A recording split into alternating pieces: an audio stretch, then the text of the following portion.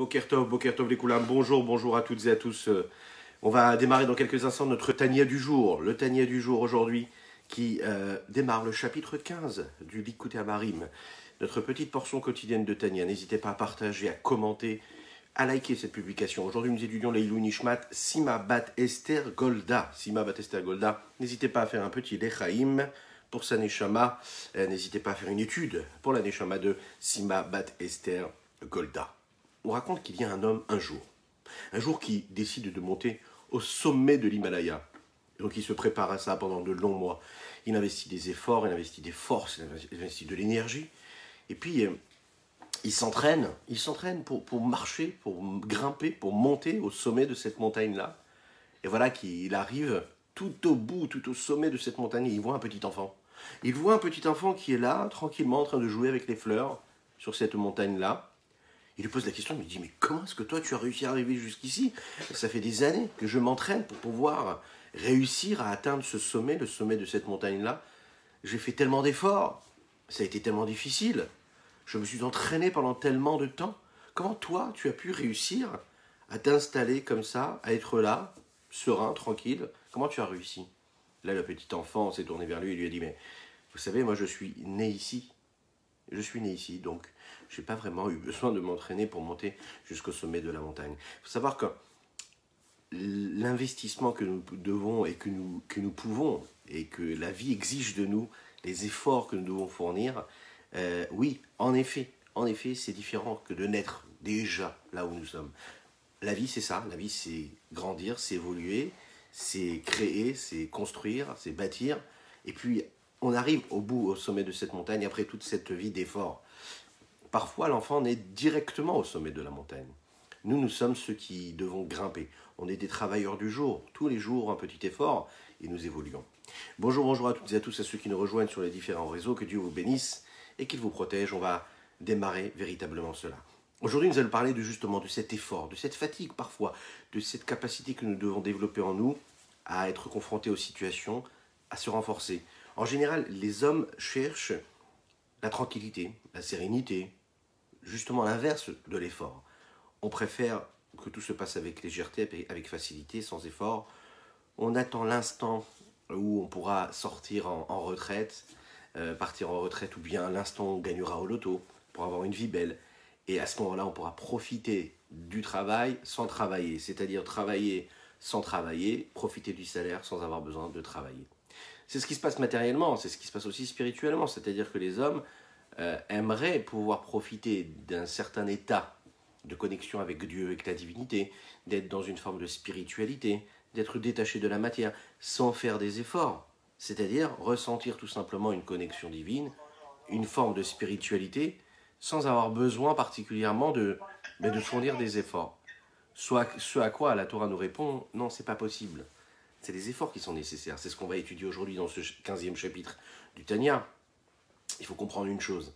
Qu'est-ce qui est mieux? Quelqu'un qui travaille ou quelqu'un qui ne travaille pas? Quelqu'un qui fait des efforts ou quelqu'un qui ne fait pas d'efforts?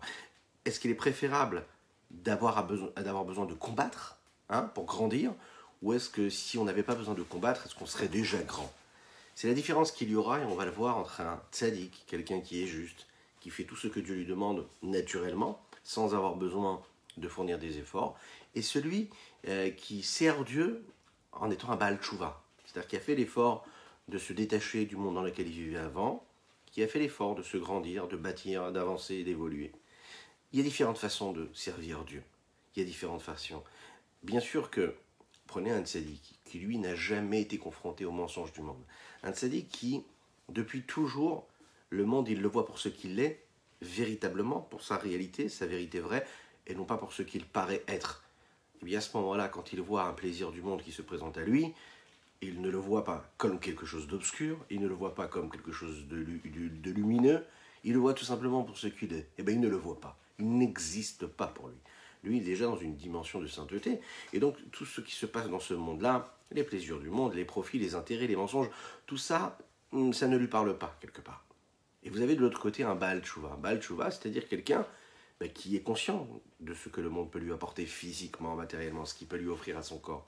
Il est conscient du côté obscur, du côté lumineux, et pourtant il va faire ce travail-là. Lui, par contre, il fait ce travail-là d'aller choisir la lumière, de ne pas tomber dans l'obscurité, ça c'est quelque chose de fort. Les Chachamim disent Bimkom shebaale teshuva umdim, tzadikim gmurim, enam yecholim la'amod bo. L'endroit, le niveau auquel et dans lequel les Baalei Teshuva, celui qui fait teshuva, qui retourne vers Dieu, lui se trouve, le tzaddik il ne peut pas se trouver. Parce que le lien qu'il y a avec Akadosh Baruch Hu, il n'est pas si évident que cela. Et lorsqu'une personne, elle fait cet effort-là de se rattacher avec Akadosh Baruch Hu, alors à ce moment-là, c'est pas si facile. Et qui choisit de combattre, et qui choisit de combattre ses tentations, de ses pulsions, de s'attacher avec Dieu. Il y a quelque chose de plus qu'on ne trouvera pas chez le tzaddik, qui lui, le tzaddik, ne peut pas avoir cette démarche-là, puisqu'il se sent directement attaché à Dieu. Il n'a pas besoin de faire un effort particulier. Cette différence qu'il y a, c'est ce que pour retrouver ici dans le texte que le Admor HaZaken va nous donner, dans le 15e chapitre. Au basé Yuvan Mashekatouv, on va pouvoir comprendre ici qu'est-ce qui est préférable.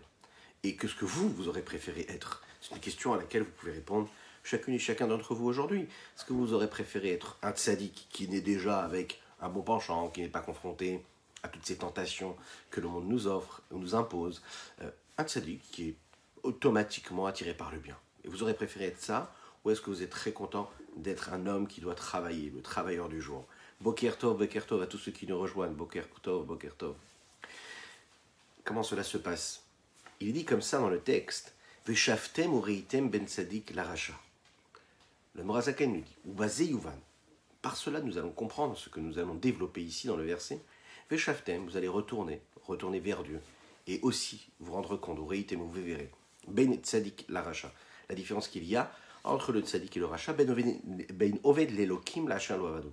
Entre celui qui a servi Dieu, et qui est appelé quelqu'un qui est oved, c'est quelqu'un qui travaille, qui fait des efforts, et celui qui ne fait pas spécialement d'efforts.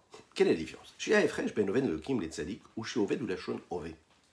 Quand vous parlez de quelqu'un qui sert Dieu, on parle toujours au présent. On est dans quelque chose d'actif, de réel, de concret. Oved Elohim, c'est quelque chose qui est dans le mouvement. C'est-à-dire quelqu'un qui sert Dieu, c'est pas quelqu'un qui a servi Dieu. La définition d'un homme, d'un juif qui sert Dieu, c'est quelqu'un qui est en train de servir. C'est donc une action qui se concrétise, qui se vit à chaque instant, qui est en évolution permanente. Alors que le tzaddik, lui, c'est déjà un état. Okay? Le oved, chez oved ou les shonavo, celui qui travaille, c'est celui qui est en train de travailler au temps présent. Il fournit l'effort maintenant. Il est au milieu de ce travail-là, de cet effort. C'est quoi cet effort-là qu'il est en train de fournir? C'est la guerre contre le Yetzer Hara, contre le mauvais penchant. Les Idgaber Alav, de se renforcer sur lui, ou le Gorshu Meir Ktala, le renvoyer de la petite ville qui est le corps. Chez Loït la Besh Bevaraouf, afin que ce Yetzer Hara, ce mauvais penchant, ne prenne pas place et ne s'habille pas dans les membres du corps au point de les maîtriser, de les gouverner. Chez où? Et ça, on sait, Be'emet Avoda Viamal Gadol Ilachembo, c'est un travail énorme, c'est des efforts considérables de combattre ce Yetzer Hara d'habiter constamment. Ve'inu HaBenoni, et c'est donc là, réellement, le Benoni, le travail du Benoni, c'est d'être confronté depuis le moment où il se lève le matin jusqu'au soir, et bien au-delà, d'être toujours dans ce mouvement-là, où il va systématiquement chercher bien à faire en sorte que ce mauvais penchant-là ne s'impose pas à lui, qu'il ne s'impose pas, qu'il ne s'installe pas, qu'il ne s'exprime pas, qu'il laisse véritablement ce qui l'intéresse, qu'il y ait chez lui, en lui, c'est quoi? C'est de la sainteté et la présence de Dieu. Ça, c'est le Oved Elohim. Par contre, le tzaddik, lui, c'est quelqu'un qui est appelé un Eved Hashem. On parle déjà au passé, c'est-à-dire que c'est quelque chose qui est déjà... C'est une personne qui est déjà un serviteur de Dieu. C'est-à-dire quoi? Il a déjà servi Dieu. Il a déjà fait le travail. Autrement dit, à Kadosh Baruch Hu, on va le voir et on va vers cette direction-là. Quand il voit quelqu'un faire un effort, c'est ce qui lui plaît. Il voit que cet homme-là s'investit, fait un effort. Autrement dit, quand on a cette perception-là, quand on a cette sensation-là d'être éloigné, de ne pas faire ce qu'il faut vraiment faire. Pourquoi? Parce qu'on se dit, mais voilà que mon voisin, voilà que mon ami, voilà que cette personne-là qui est proche de moi ou éloignée de moi, je la vois servir Dieu, je la vois prier.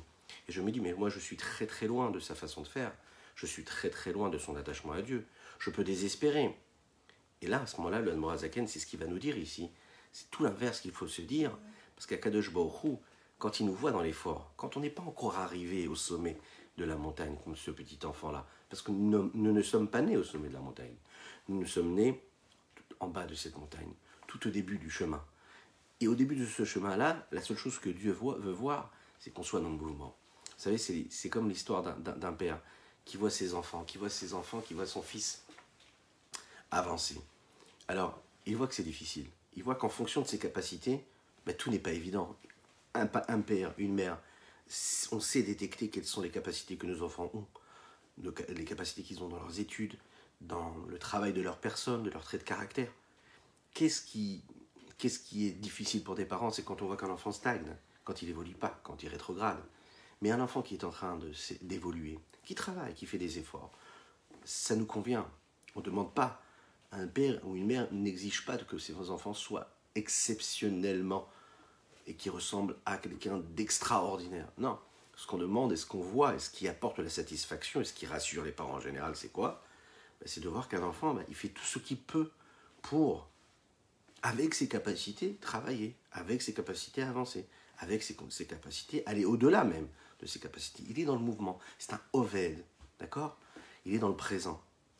Pas quelqu'un qui est déjà devenu. On est dans le devenir et non pas dans ce qui est déjà devenu. Ce qui est devenu, c'est le passé. Et Dieu, il attend de nous qu'on soit quoi? Justement, qu'on soit dans le présent. Et la Torah, elle se vit au présent, ça veut dire quoi? Ça veut dire que dès le moment, comme je le disais tout à l'heure, où on se lève le matin et on commence à avancer dans notre journée, dans notre évolution personnelle, on va être confronté à ce mauvais penchant qui va vouloir s'installer. Et puis à chaque fois qu'on va le mettre de côté par un revers de la main et qu'on va choisir le bon, à ce moment-là, qu'est-ce qu'on réussit à faire? On réussit à travailler. On est dans ce mouvement. On est un travailleur du jour. À chaque instant, on le fait, eh bien parce qu'on doit le faire. Mais pourquoi? Parce qu'Akadosh Baruch Hu nous l'a demandé. Maintenant, qu'est-ce qui se passe avec ce tzaddik? Qu'est-ce que ça veut dire ce tzaddik? Lui, il n'a pas de mérite, parce que lui, il est déjà tzaddik, qu'il n'a plus de travail à faire. C'est ce qu'on va voir ici, le Rabbi Shlomo Zalman va nous l'expliquer. Non, c'est un autre mérite. Il s'agit là d'autre chose, mais de quoi il s'agit, on va le voir tout de suite. Si vous voulez, si vous avez déjà bien les mots, n'hésitez pas à regarder ça dans les mots. Si vous n'avez pas les mots, écoutez attentivement. Avala tzaddik nikra Eved Hashem. Beshem Atoar, le juste, lui, il est appelé Eved Hashem, c'est-à-dire qu'il a déjà servi Dieu. Il a déjà servi Dieu. Et donc, comme il a déjà servi Dieu, il est déjà considéré comme quelqu'un qui est connecté à Dieu. C'est un petit peu comme vous parlez d'un homme qui est un sage. Vous parlez d'un roi. Il est déjà roi. Hein, il n'est pas en train de devenir roi. Il est roi dès l'instant où on lui a mis une couronne sur la tête. Il a été élu, ou pas. En tout cas, il est roi. C'est un constat. Il n'est pas en devenir. Un sage, quelqu'un qui est sage, c'est qu'il est sage. Il a déjà atteint un niveau de sagesse qui le définit en tant que sage. Ce n'est pas quelqu'un qui est un apprenti. C'est la raison pour laquelle, en général, nous appelons ça des Talmidei Chachamim. Quelle est la différence entre un Chacham et un Talmid Chacham? Talmid, comme son nom l'indique, Talmid c'est un élève. C'est quelqu'un qui apprend. La Chokhmat, la Torah, la sagesse de la Torah, c'est pas quelque chose que l'on peut acquérir comme ça d'un coup. La sagesse de la Torah, ça s'acquiert avec des efforts. Ça s'acquiert, Boker Tov, mon ami, Boker Tov. Ça s'acquiert avec les efforts, avec l'investissement, et c'est dans le présent, c'est-à-dire dans l'évolution permanente. Oui, on grimpe, une marche après une marche. On apprend un texte, on évolue, on crée des ouvertures dans notre esprit, dans notre sagesse, on se raffine, on travaille nos capacités intellectuelles, on les ouvre, et petit à petit elles évoluent, et plus elles évoluent, plus on a la possibilité de les faire grandir, et plus on les fait grandir, plus on fait naître en nous un niveau qui se révèle, qui se dévoile, et qui nous permet d'atteindre encore un niveau qui est supérieur après. Mais le tzaddik, lui, comme il dit ici dans les mots, Kemoshem Chacham Omeler, Shekvar Naasa Chacham Omeler. Il a déjà été fait Chacham, sage, ou bien un roi. Karzé, c'est la même chose le tzaddik. Il est appelé Eved Hashem, ça veut dire qu'il est déjà un serviteur de Dieu. Il n'est pas un serviteur en train d'évoluer, de créer cette connexion avec Dieu. Kvarava Avad Vegamar Legambre Avodat Milchama Imara. Le tzaddik, lui, a déjà fait son travail. Il a déjà accompli ce combat-là avec le mal. À tel point qu'il a déjà réussi à, en fait, se libérer complètement de ça. Se libérer, ça veut dire il n'a plus de combat à faire, il n'a plus de combat à accomplir, il a renvoyé le mal. Son cœur, du côté gauche, il est libre, vide, velibo halal bekirbo. Son cœur, côté vide, là où il y avait la nefesh abamit, l'âme animale, l'âme vitale, elle n'impose plus du tout son rythme. C'est le côté droit du cœur qui, lui, va donner le rythme. Ici, le rythme de la sainteté, de la pureté, de la présence de Dieu. Vous vous souvenez l'histoire qu'on avait racontée du grand-père, c'est-à-dire le Rabbi Shimon Zalman de Liadi avec le Tzemar Tzedek. Il a demandé une bracha justement pour que son fils soit un tzaddik et soit quelqu'un qui puisse connaître toute la Torah, qui soit un grand Talmid Racham, etc. Et en fait, le Tzemar Tzedek lui-même a répondu à cet homme-là, il lui a dit, tu sais, regarde, ça fait 50 ans que mon grand-père m'a donné ce qu'il m'a donné. Et puis, tout ce qui m'a été donné par des efforts. Ça veut dire que le Tzemar Tzedek disait que lui, ce qu'il voulait, c'est apprendre, c'est évoluer, c'est grandir, et non pas recevoir un cadeau. Toutes les connaissances en cadeau. Non, on ne doit pas chercher à vouloir recevoir tout en cadeau, mais on doit chercher justement à faire des efforts pour apprendre et connaître. Ce n'est pas un héritage. Non, un héritage à qui... D'ailleurs, la Torah, c'est aussi un héritage, mais c'est un héritage qui doit s'acquérir par cet effort-là, justement. Le Tzemar Tzedek disait qu'il voulait acquérir cette Torah-là en faisant des efforts, en évoluant, en travaillant, en apprenant, pas en recevant ça comme un cadeau, et voilà. Non, un Talmid Chacham, c'est quelqu'un qui est dans un devenir, il est dans un mouvement, dans une construction. La question qu'on va essayer de se poser ici, est-ce qu'il y a une possibilité d'être, par exemple, quelqu'un qui est religieux, d'accord, de se sentir connecté à Dieu, et en même temps de ne pas servir Dieu. Alors, à premier regard, on a l'impression que c'est un peu compliqué, parce que celui qui sert Dieu, il est appelé un tzaddik. Maintenant, celui qui ne sert pas Dieu, donc il est appelé un rachat, c'est-à-dire quelqu'un qui est totalement impie. Le Admorazaken ici va nous expliquer par rapport à ce que la Gemara nous explique et nous dit ici, que parfois, on peut être quelqu'un de connecté avec Dieu, mais ne pas être appelé un Oved Elohim, ne pas être appelé quelqu'un qui sert Dieu. Comment est-ce que c'est possible? En fait, il faut savoir que chacun ne combat pas le Yetzer Hara de la même manière. On a chacun notre façon à nous de combattre. Pourquoi? Parce qu'on n'a pas tous les mêmes problèmes qui se présentent à nous. On n'a pas tous les mêmes problèmes qui se présentent dans les mêmes domaines. Vous allez voir une personne, par exemple, elle a un gros problème avec le Lashon Hara. Elle a du mal à garder sa langue, à ne pas parler négativement. Chez une autre personne, pas du tout, c'est pas du tout un problème. C'est une personne qui est pas du tout expansive, assez renfermée sur elle-même, et elle a pas de plaisir particulier à dire des mots sur une autre personne. Ça ne l'intéresse pas. Est-ce que ça veut dire que cette personne-là est considérée comme un tzaddik par rapport à l'autre? La réponse, elle est non. La réponse, elle est non parce que toi, si tu ne dis pas la shonara, parce que tu n'aimes pas ça, c'est pas que tu as un mérite particulier. Oui, tu as un mérite de ne pas avoir dit du Lashon Hara. Mais qui c'est qui a du mérite? C'est celui qui a envie de dire du Lashon Hara qui ne le dit pas. Ok? Vous allez avoir des personnes, par exemple, qui n'ont pas les plaisirs, tel ou tel plaisir matériel. Ok? Ils ne sont pas spécialement épicuriens. Bon, s'ils ne sont pas spécialement épicuriens, ils ont beaucoup plus de facilité à ne pas tomber sans le plaisir de la nourriture ou les plaisirs que le monde offre. Ils auront moins de complications et moins de difficultés à ne pas tomber dans cela. Est-ce qu'ils ont un mérite particulier? Le mérite qu'ils ont déjà, c'est de ne pas tomber, mais ils n'ont pas le mérite d'avoir fait l'effort, comme celui qui est épicurien et qui se retient et qui dirige ses pulsions et ses passions dans ce qu'il faut avec une forme de sainteté et de pureté. On est d'accord? Vous allez prendre une personne, par exemple, qui doit combattre sa paresse. Les gens qui sont très paresseux, c'est naturel, c'est-à-dire que depuis qu'ils sont petits, aussi loin qu'ils peuvent s'en souvenir, ils ont toujours ressenti cette paresse. La difficulté à faire, difficulté à se lever, difficulté à agir. Ok? Bon. Ils n'ont pas choisi d'être comme cela. Ça fait partie de leur trait de caractère. Donc eux, en fait, toute leur vie, c'est de combattre. Ils vont devoir combattre cette paresse-là. Pas toute leur vie, parce que quand ils vont réussir à combattre, ils pourront passer à autre chose. Mais vous avez d'autres personnes, par exemple, que la paresse, ils ne connaissent pas. Ils ne comprennent pas. Ils ne comprennent pas qu'on puisse rester sans rien faire. Ils ne comprennent pas. Et donc, naturellement, ils sont dans l'action. Maintenant, est-ce qu'ils ont particulièrement un mérite? Ils ont un mérite, bien sûr, de ne pas être non-actifs. Ok?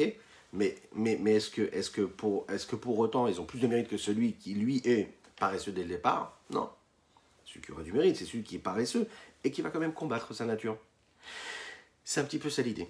Donc en fait, il y a par exemple des personnes qui sont pleines d'énergie, d'accord?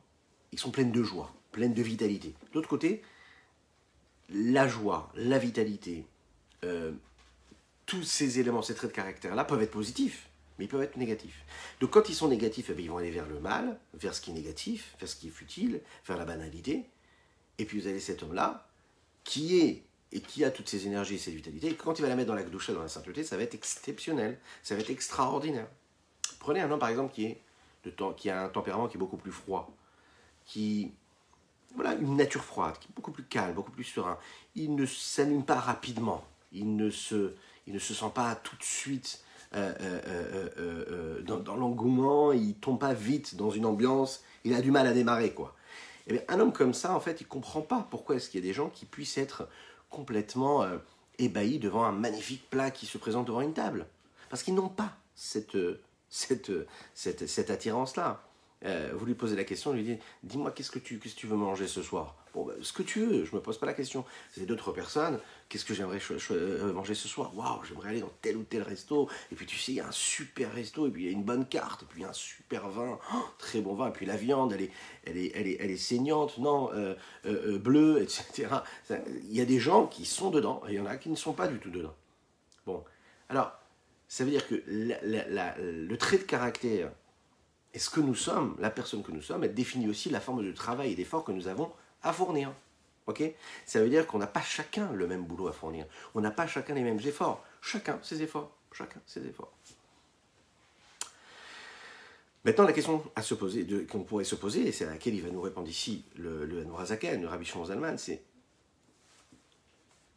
qu'est-ce qu'on doit chercher à être? Est-ce que nous, on doit chercher à être est-ce qu'on doit chercher à être celui qui est tzaddik, c'est-à-dire celui qui, ou même pas tzaddik, c'est-à-dire celui qui a un tempérament ou qui n'est pas du tout épicurien, qui n'a pas spécialement d'attirance pour les plaisirs du monde, ou bien on doit se dire que non, c'est pas grave si nous ne le sommes pas, et puis on a notre travail à fournir. Qu'est-ce qu'il y a de si particulier? Est-ce que je suis appelé quelqu'un qui sert Dieu que quand je suis dans la confrontation, que quand je suis dans l'effort, ou bien une personne par exemple qui est de nature froide, et qui n'est pas emballée particulièrement par ce que le monde peut lui offrir, est-ce qu'elle n'aurait pas de travail à fournir? Et ce qu'on va voir ici, c'est qu'en fait, tout est dans la finesse.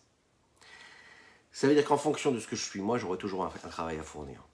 Parce que je suis un Oved Elohim, et peu importe les tempéraments que je vais avoir, j'aurai un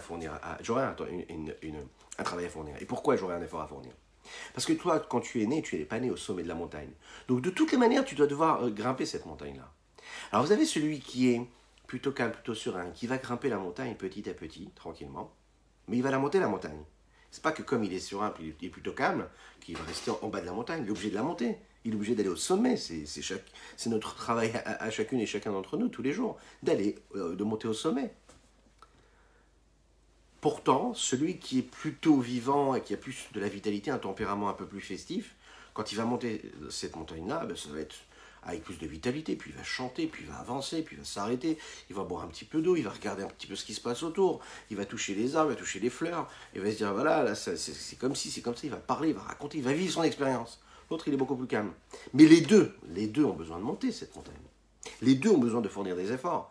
Les efforts ne seront pas les mêmes. Celui qui est plutôt calme, celui qui est plutôt épicurien, celui qui est plutôt serein, et celui qui est plutôt enjoué. Chacun avec sa nature va devoir servir Dieu. Le Benoni, il a ces deux niveaux-là. Et dans le Benoni, il y a ces deux niveaux-là qui existent. Comment? Oved Elohim va acheter le Havado. Oved Elohim, c'est-à-dire celui qui est en train de servir Dieu et celui qui ne sert pas Dieu. Qu'est-ce que ça veut dire? Va fabriquer un rachat, il n'est pas appelé non plus un rachat. Kilo avar miyamav shumaverakala. Le Benoni, lui, n'a jamais transgressé quoi que ce soit toute sa vie. Vegam qui aime kol mitzvot she'efshar lo yikayeman. Il a aussi accompli toutes les mitzvot qu'il peut accomplir. Vitalmod Torah keneged kulam. Et il a étudié la Torah sans arrêt, puisque la Torah, ça correspond à toutes les mitzvot. Lo velo pasik pumim girsa. Il n'a jamais fait cesser ses lèvres de prononcer des mots de Torah. Vous imaginez de qui on parle ici. Maintenant, qu'est-ce qu'il a de spécial? Et là, chez nous, c'est Shumilchamay Maïtzan Nenalsecho Aliede Or Hashem Ameir Anefesh Elokit Sheba Moach Hashalita Lalev Kaniskar Liel. Il ne fait aucun effort, il n'a pas besoin de combattre le mauvais penchant, afin de le gagner. Comment? Grâce à la lumière qui éclaire son âme divine, et par son âme divine qui est dans son cerveau, qui, elle, maîtrise son cœur. Pourquoi? Mais pourquoi est-ce qu'il n'a pas besoin de faire ce travail-là? Mi pene chez enitzro melenegdo klal, levatolomi torato vadato, parce que son mauvais penchant, il n'est pas en face de lui. D'accord? Quand il est en train de grimper cette montagne-là, il n'a personne, il n'a pas de force contraire. Il n'y a personne qui le pousse, il n'y a personne qui l'empêche. Il n'y a personne, il se sent bien, il est aidé, il a tout ce qu'il faut, il se sent en paix, il se sent avec Dieu, il n'a pas de problème avec ça. Le Yetzirah n'est pas là pour lui dire non, n'étudie pas, va faire autre chose. Le Yetzirah ne lui dit pas ne fais pas cette mitzvah, va faire autre chose. Vous allez me dire c'est le rêve total.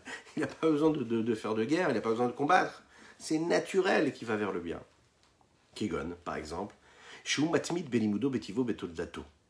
il a l'habitude, lui, d'être toujours en train d'étudier. Vous avez des enfants, par exemple, qui sont capables de lire des dizaines de livres, d'étudier un livre après l'autre.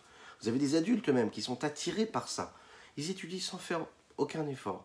C'est leur nature, depuis leur naissance, d'être constant, d'être sérieux, d'être assez carré. Voilà.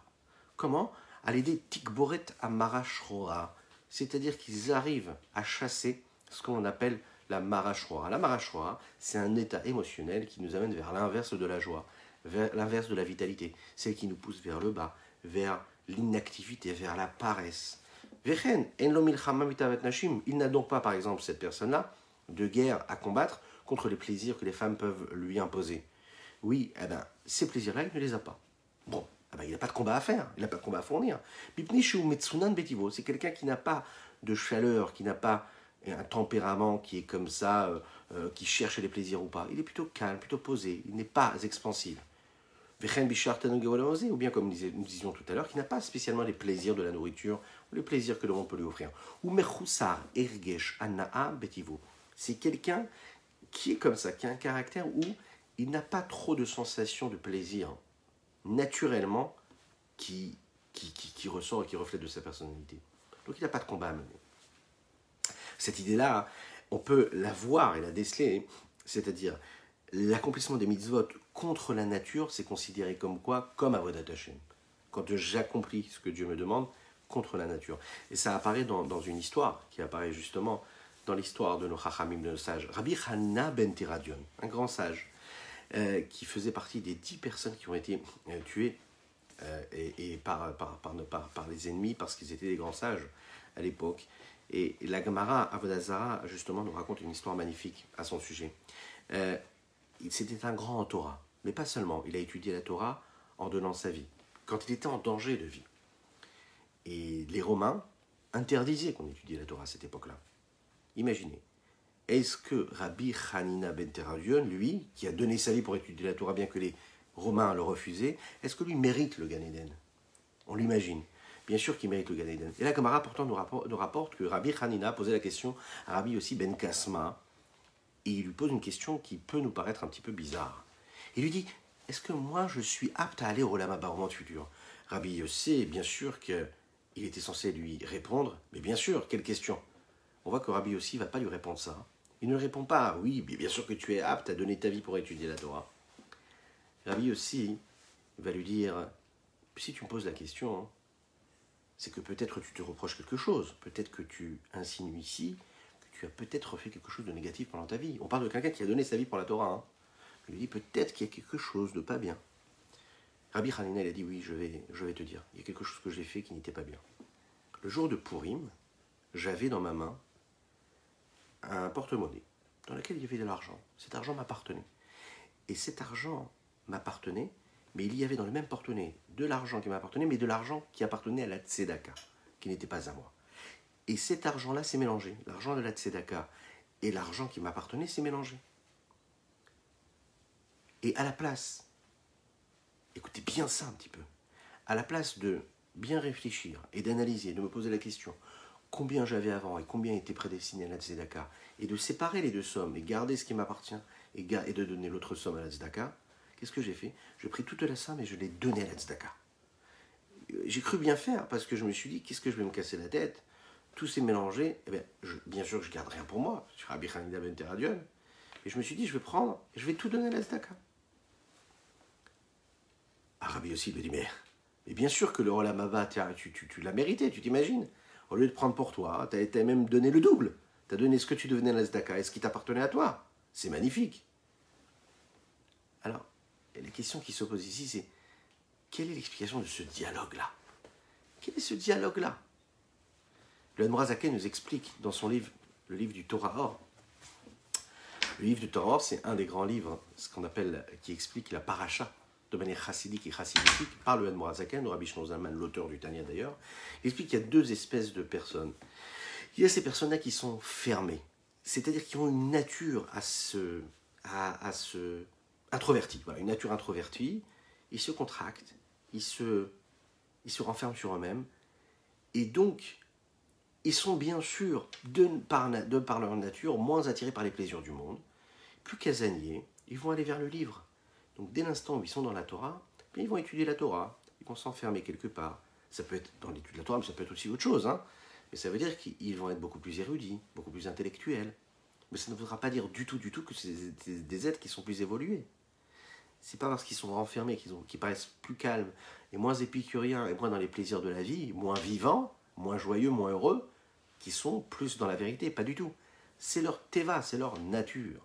De l'autre côté, vous avez des gens qui aiment la vie, qui aiment se répandre. Ce qu'on appelle l'inverse de la maral shechora, c'est la maral evana, qui cherchent toujours à vivre, qui sont expansifs, qui sont joyeux et qui le montrent. Et ces gens-là, en général, quand ils ont une pièce dans la poche, ils ont plus de facilité à la donner à un pauvre qui passe qu'une personne qui a une tendance à être beaucoup plus casanière et beaucoup plus renfermée sur elle-même. Ça va ensemble si vous regardez bien. Et Rabbi Hanina, à ce moment-là, il s'est posé la question. Il s'est dit, quand j'ai étudié la Torah, c'est ça cette histoire. Quand j'ai étudié la Torah, est-ce que j'ai étudié la Torah parce que c'était ma nature, parce que j'étais casanier, que j'étais renfermé et que je n'avais rien d'autre à faire? Donc qu'est-ce que je faisais? Du matin au soir, je prenais un livre, je m'enfermais au bout de la pièce, puis j'étudiais la Torah.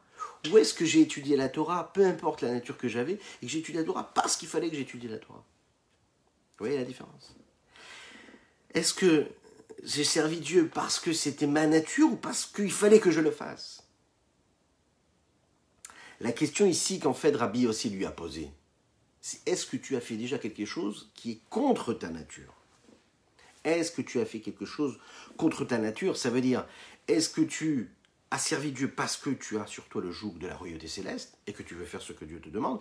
Ou est-ce que tu le fais parce que tu as compris que c'est bien de le faire? Parce que tu aimes t'asseoir et étudier pendant des heures? Comprenez? Donc si vous connaissez une personne, par exemple, qui aime étudier toute la journée, la Torah toute la journée, et qu'elle est bien dans cela, vous n'avez pas l'impression du tout qu'elle combat, elle est tranquille, sereine, elle y va sans problème tous les jours. Et que vous avez l'impression de vous casser la tête pour pouvoir étudier 1 heure par jour ou 2 heures par jour, ok? Ou même que vous investissez beaucoup d'efforts pour suivre ce live, le matin ou le soir, ou les deux, et de partager, de liker, de commenter, parce que c'est important, je compte sur vous pour vos partages, etc. Hein. Ah oui, je compte sur vous, vous êtes la force de ce moment-là, de ce rendez-vous. Eh bien, qu'est-ce qui est mieux? Qu'est-ce qui est préférable? Est-ce qu'on doit envier cette personne-là qui est toute la journée en train d'étudier par rapport à ce que nous devons fournir comme effort ou pas? Eh bien, le Tanya nous dit non, pas du tout. Ne t'inquiète pas, c'est bien qu'il étudie toute la journée. Mais si toi, tu as besoin de faire un effort et que toi, quand tu le fais, tu vas contre ta nature, ça veut dire que tu prouves que tu le fais parce que Dieu te le demande et que c'est pas si facile pour toi d'aller t'asseoir, étudier, d'aller passer du temps, d'éteindre le BFM TV par exemple, ou d'éteindre la radio dans la voiture et de te dire je vais écouter un cours de Torah parce que mon trajet pour aller au travail et revenir, ou bien amener les enfants et les ramener, c'est 40 minutes aller, 40 minutes de retour, et qu'en fait, si je fais vraiment ça, d'écouter un cours à l'aller, un cours au retour, ça fait quasiment quoi? Allez, pour toutes les mamans qui amènent et qui ramènent leurs enfants, ça peut faire quasiment 4 heures d'études par jour, vous imaginez ce que ça veut dire? C'est exceptionnel. Maintenant, il faut faire un petit effort, il faut le faire la démarche. Ben, cette démarche, elle est beaucoup plus grande qu'une personne qui, de manière naturelle, se pose et étudie parce qu'elle aime ça. De manière naturelle, va prendre un livre et va lire. Ouais. C'est pas du tout pareil. Et c'est ça, en fait, que Rabbi Hanina, qui était un grand homme, va et dit à Rabbi aussi, est-ce que tu penses que je mérite vraiment mon tuteur? C'est-à-dire, est-ce que tout ce que j'ai fait, tout ce que j'ai étudié, est-ce que je l'ai fait parce que c'était ma nature, ou est-ce parce qu'il fallait que je le fasse? Et là, Rabbi aussi lui dit, mais est-ce que tu as une action qui montre que tu as fait contre ta nature? Là, c'est pour ça qu'il lui raconte cette anecdote de Purim avec la Tzedaka, où il a montré que il aurait pu garder l'argent, il a pris cet argent, il l'a donné. C'est-à-dire qu'il a été contre sa nature. Echaim, echaim.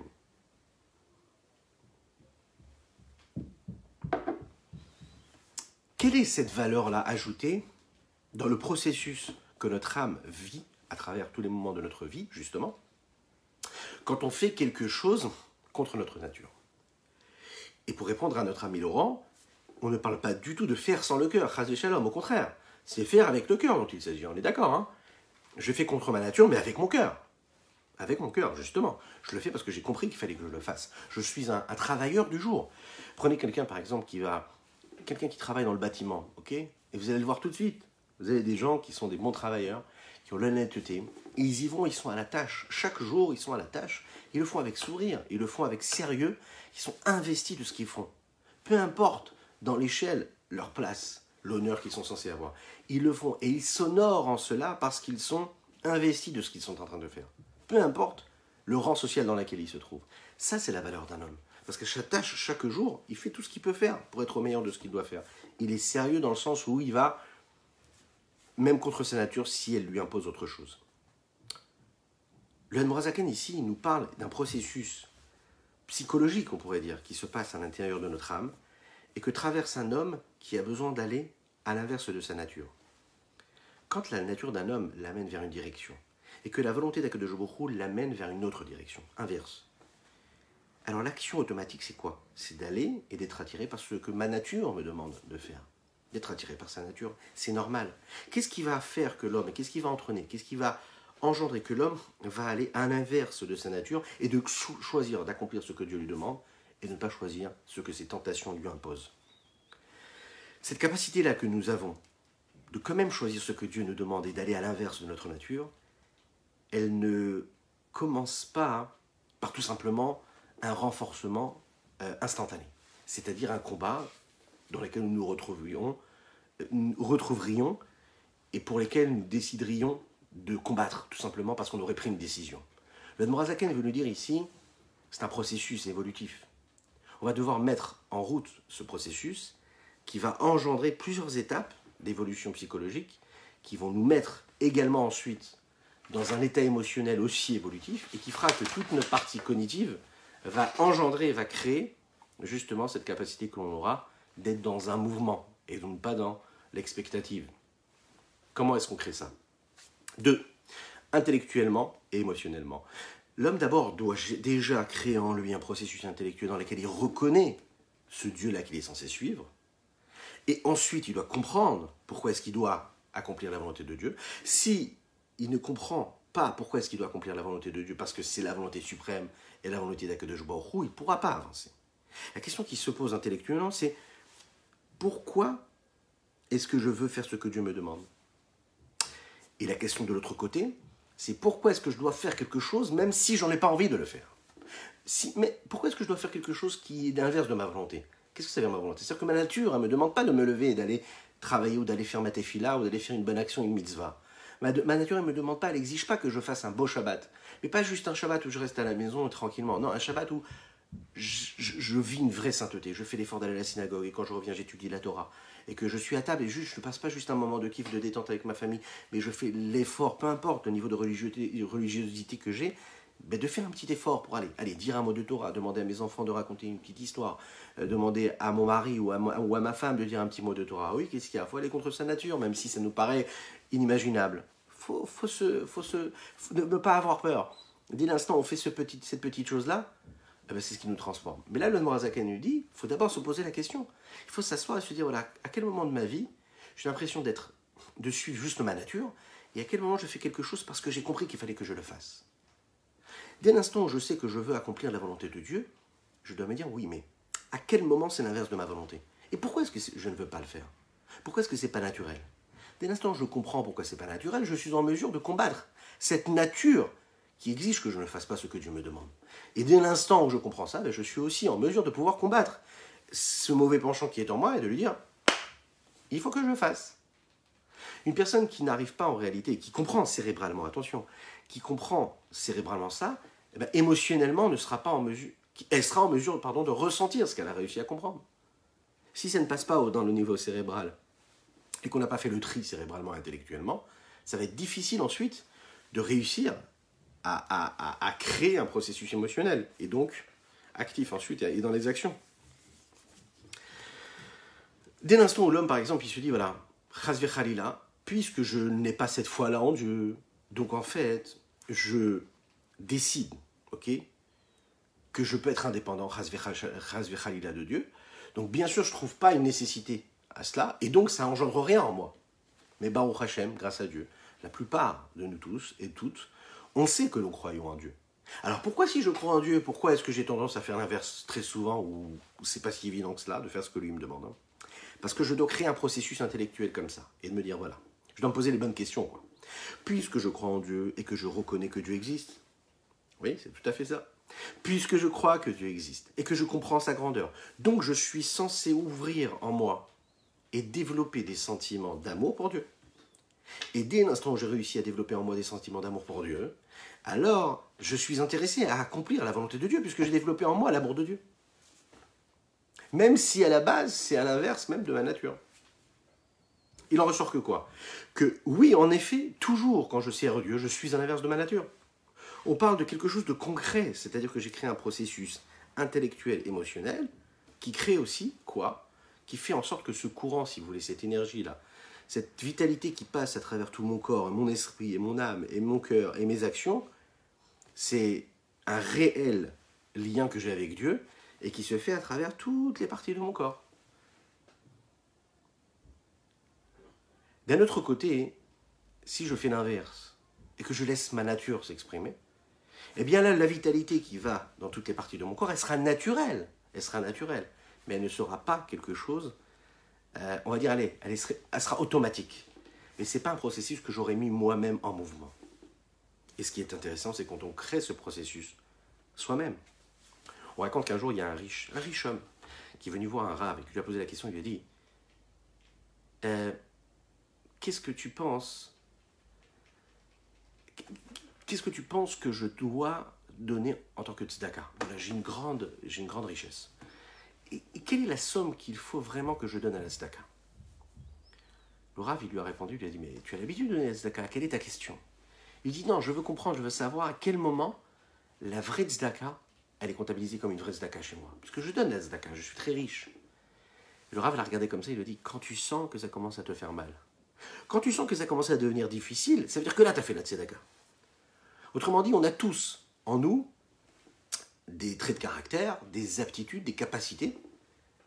Et comme le sportif, vous savez, le sportif qui s'entraîne, à quel moment il peut s'arrêter et commencer à travailler sa récupération et se reposer et puis s'entraîner le lendemain, c'est quand il sent, à la fin de son entraînement quotidien, qu'il est en train d'arriver aux, vous savez, les 10 dernières minutes, ou les quelques minutes qui sont là où il souffre le plus. Ces petites minutes qui font que ça fait mal. Plus on avance, plus on s'entraîne physiquement, ok? Et puis on se rend compte qu'en réalité, plus les jours avancent, plus on a de la facilité à faire ce que nous devons faire, ok? Maintenant, il arrive toujours un petit moment, quand on arrive au sommet, on arrive au bout, où là on sent que ça fait mal, on sent que ça brûle. Et là, qu'est-ce qu'on nous dit? On nous dit, surtout ne t'arrête pas là. C'est à ce moment-là qu'il faut que tu continues. Pas trop, parce que si tu continues trop, tu vas te faire mal. Par contre, il faut que tu continues quelques minutes dans lesquelles tu vas vraiment te faire mal, où ça souffre, où ça brûle. Et là, à ce moment-là, tu es en train de créer quoi? Un nouveau palier. Tu crées quelque chose de plus. Et à chaque fois, le lendemain, tu vas repartir sur ce petit quelque chose de plus et tu vas rajouter encore quelque chose. Donc, qu'est-ce qu'on voit ici? On voit que c'est ce petit effort qui est nécessaire. Le petit effort qui est contre la nature, pas ce qui est automatique. Si tu t'assois sur ton vélo pendant 1 heure et que c'est automatique et que tu sens même pas l'effort, c'est génial. Mais il faut que ça t'amène à ce moment-là où à la fin de ton heure, tu vas rajouter ces 3 minutes-là où tu vas vraiment avoir mal, où tu vas ou bien accélérer le rythme, et là ça va te faire mal. Et là on va te dire, ok, tu as créé quelque chose de plus, tu as grandi, tu as évolué.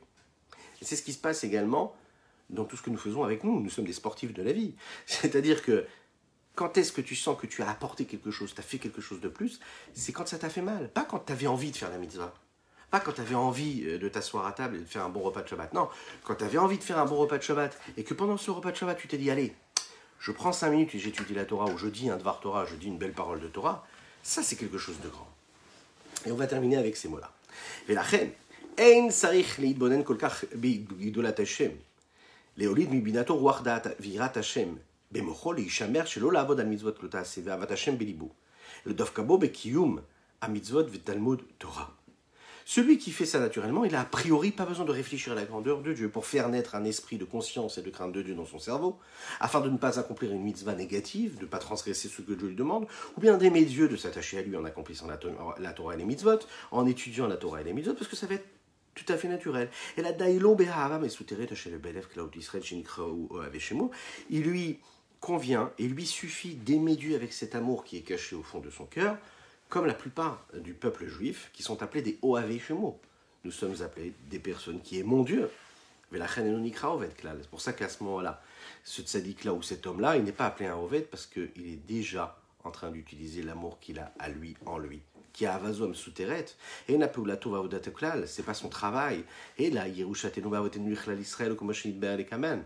C'est comme, c'est cet héritage que nous avons reçu en héritage. C'est quoi cet héritage? Je viens de dire 2 fois le même mot. Cet héritage que nous avons reçu de nos parents, de nos grands-parents, de nos arrière-grands-parents, c'est-à-dire quoi? D'accomplir ce que Dieu nous demande. On le fait naturellement, nous aimons Dieu, nous aimons Dieu. Donc en conclusion, servir Dieu, ça veut dire s'investir, aller contre la nature. Le tzaddik, lui, il est appelé celui qui est déjà un serviteur de Dieu, parce qu'il a déjà fini cette guerre-là. Le Benoni, lui, il est en train de servir Dieu, parce qu'il va à l'inverse de sa nature, de ce qu'il est, de ce que sa volonté lui impose. Et on va terminer, il nous reste 2-3 lignes à terminer. Vechen, c'est la raison pour laquelle aussi ainsi, Af misheno matmid belimudo betuvo. Celui qui, par exemple, et on développera Bezrat Hashem avec l'aide Hashem demain, ce sujet-là, celui, par exemple, qui a l'habitude d'étudier quelque chose, ok, et qui va étudier un petit peu plus, ça, c'est un grand homme. Celui qui n'a pas l'habitude d'étudier de manière naturelle, il a décidé d'étudier tous les jours, un petit peu plus que sa nature, ou bien contre sa nature. Lui, il mérite des belles fleurs, il mérite vraiment des compliments. Pourquoi? Parce qu'il n'avait pas du tout l'habitude d'étudier, il a décidé d'étudier tous les jours. Avec un sérieux véritable, une constance. Et il va faire donc là ce dont nous avons parlé les jours précédents, une deuxième nature. Il n'en avait pas du tout l'habitude, mais il va faire quelque chose qu'il n'a jamais imaginé faire. Il a toujours été dans l'action toute sa vie, et là il décide, non, maintenant, à partir de maintenant, je vais m'asseoir tous les jours, pendant une demi-heure, pendant 1 heure, je vais étudier. Contre nature. C'est-à-dire que mes enfants, ils vont rentrer du travail, je ne suis pas quelqu'un qui étudie, ils vont me voir comme ça, assis, à table, pendant une demi-heure en train d'étudier un livre, en hébreu, en français, peu importe. Exceptionnel. C'est encore mieux, c'est si je prends ce livre et je le partage avec mes enfants. Que ce soit la maman avec ses enfants, que ce soit le papa avec ses enfants. Vous imaginez un petit peu le changement que vous allez procurer et produire dans votre existence et l'existence de votre foyer. C'est exceptionnel. Juste changer un petit peu cette nature-là. Dailo beravam suterezzo, cet amour caché qui est en nous, nous suffit pour réveiller en nous cette capacité-là qu'on a, cet amour caché pour Dieu, hein, de faire un petit peu plus. Et là, Imken Rotselil mode de terme Kiloto, c'est seulement, si ce n'est celui qui a envie, par exemple, qui veut apprendre bien plus que son habitude ne lui demande, ne lui exige. Et voilà ce qu'on pouvait dire aujourd'hui. Je vous rappelle que nous étudions aujourd'hui, et c'est très important, je vous invite, si vous le voulez bien, à faire un petit Lechaïm, à étudier un petit peu, à faire une bonne action, un bon Teilim aujourd'hui. Leilou Nishmat, Sima Bat Esther Golda. Sima Bat Esther Golda. Aujourd'hui, qui se trouve être ma grand-mère. Voilà, que Dieu accueille son âme Bezrat Hashem dans la sérénité, que Dieu vous protège, qu'il vous bénisse, que l'on se retrouve toujours dans la joie et n'hésitez pas à partager, c'est important. Commentez, likez, partagez cette publication au plus grand nombre avec vos amis. Notez le nom de vos amis, les noms de profil de vos amis sur les commentaires, c'est important parce que ça les invite. Et puis, vous savez, peut-être un mot, peut-être un geste, peut-être une pièce, en tout cas pourra changer leur existence, et ce sera par votre mérite. Je vous souhaite une excellente journée, et Bezrat Hashem, on espère Bezrat Hashem reprendre ce soir notre rendez-vous quotidien à 21h. Que Dieu vous bénisse, bonne journée.